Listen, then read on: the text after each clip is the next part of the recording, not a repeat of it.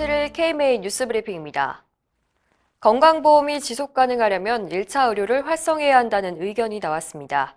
서울대학교 보건대학원 권순만 교수 연구팀은 우리나라에선 1차 의료의 역할이 정립돼 있지 않고 전체 건강보험 급여 비용에서 의원급이 차지하는 비중이 꾸준히 줄어들고 있다면서 1차 의료 체계가 부적절하다 보니 1차 의료에서 조절 가능한 만성질환 때문에 입원하는 비율이 OECD 국가 중에서 가장 높다고 지적했습니다. 이런 상황에서 건강보험의 지속 가능성을 위해선 1차 의료 중심의 예방과 포괄 진료 체계를 구축하는 게 필요하다고 밝혔습니다. 특히 1차 의료 활성화를 위한 법과 제도를 도입하고 예방 서비스를 급여화하는 등 체계적인 계획을 수립해야 한다고 강조했습니다. 헌법재판소가 낙태죄에 대해 헌법 불합치 판결을 내렸었죠. 이에 따라 후속법 개정이 이뤄지고 있는데요. 의료인의 낙태시술 거부권이 필요하다는 지적이 법조계에서 나왔습니다.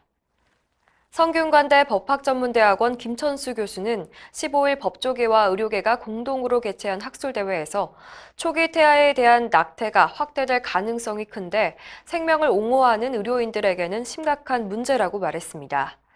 김 교수는 자신의 신념과 양심에 따라 낙태를 거부할 수 있도록 법적 근거를 마련할 필요가 있으며 그렇지 않을 경우 의료법과 응급의료법 위반으로 형사처벌을 받게 된다고 지적했습니다. 의료계도 찬성했습니다. 대한산부인과 의사의 김재현 법제이사는 의사가 낙태를 거부해도 의료법상 진료 거부로 보지 않는다는 조항이 필요하다면서 아울러 불가피하게 낙태 수술을 한 의사를 처벌해선 안 된다는 조항도 신설해야 한다고 강조했습니다. 전국 지자체에서 실시하는 한방 난임 사업이 별 효과가 없다는 소식 여러 번 전해드렸는데요. 한방 난임 사업에 사용하는 한약재들이 임산부와 태아에 심각한 악영향을 줄 수 있다는 경고가 나왔습니다. 경희대학교는 한약이 임신 중 태아에 미치는 영향을 연구했는데요. 총 31종의 한약 중 무려 27종에서 유전자 돌연변이 양성 반응이 나왔고 그중 일부는 세포 독성까지 있는 것으로 나타났습니다. 또 홍콩 중문대학이 중국에서 절박유산에 흔히 처방하는 한약재 20종을 대상으로 실험한 결과 임신 초기에 복용할 경우 근골격계 기형 등 위험이 눈에 띄게 증가한 것으로 밝혀졌습니다.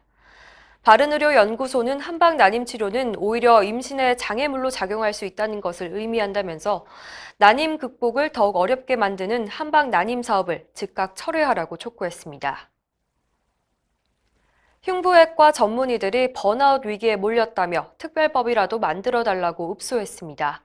전공의 특별법이 만들어진 이후에 교수와 전임의들의 업무 강도가 너무 높아져서 견디기 힘들다는 하소연입니다. 대한흉부심장혈관외과학회 오태훈 이사장은 최근 기자들과 만난 자리에서 흉부외과 전문의 자체도 적은데 전공의까지 빠져나가서 정말 죽을 지경이라면서 정부나 국회 아무 관심이 없고 이런 상황이라면 진짜 누구 하나 쓰러져서 큰일이 발생해야 해결될 것이라고 말했습니다.